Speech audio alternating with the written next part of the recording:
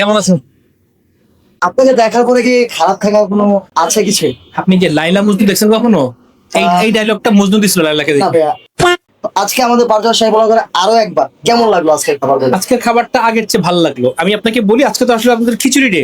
So খিচুড়ি খেলাম, আপনার কাছে মনে হচ্ছে মাখা মাখা খিচুড়ি, দ্যাটস ফ্যান্টাস্টিক।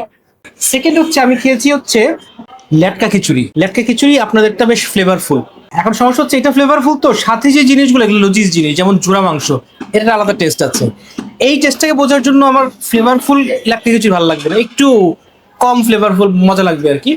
বাট তারপরও যে ভিলকি দেখালো, যেমন রেজালা, আমি এটার সাথে আমি সাদা পোলাও দিয়ে খাই, ফ্যান্টাস্টিক। তারপরে লেগ রোস্ট ইজ ফাইন, বলার কিছু নাই। আচ্ছা, মজা পেয়েছি কোন কোন স্পেসিফিক তিনটা জায়গায় বলি। আপনাদের বোরহানি খেয়ে বোঝা যায় আপনাদের বিয়ে বাড়ির রান্না আপনারা করে অভ্যস্ত। জর্দা খেয়ে বোঝা যায় বিয়ে বাড়ি রান্না করে আপনারা অভ্যস্ত। এবং সবচেয়ে যেটা ফ্যাসিনেটিং সেটা হচ্ছে মোরগ পোলাও।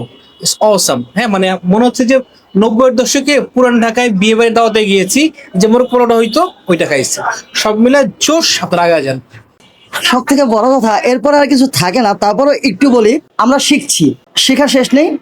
আমাকে ভাইয়া 4 বছর আগে, মানে 3.5 বছর আগে বলে গিয়েছিল যে কিছু জায়গা পরিবর্তন করার জন্য। আমি চেষ্টা করেছি। এখন আজকে আবার কিছু পরামর্শ করেছি যে কোন কোন জিনিসগুলো পরিবর্তন করতে হবে। ফোন দিবেন, যদি কোনো সমস্যা হয় সাথে সাথে নিয়ে আসবেন, টাকা রিটার্ন করে দিব। এটা হচ্ছে পারভেজ সাহেব ব্লগারের ওয়াদা। এবং আপনার কাছে কোন খাবারটি আমাদের সব থেকে বেশি ভালো লেগেছে সেটি অবশ্যই কমেন্ট করে জানাবেন।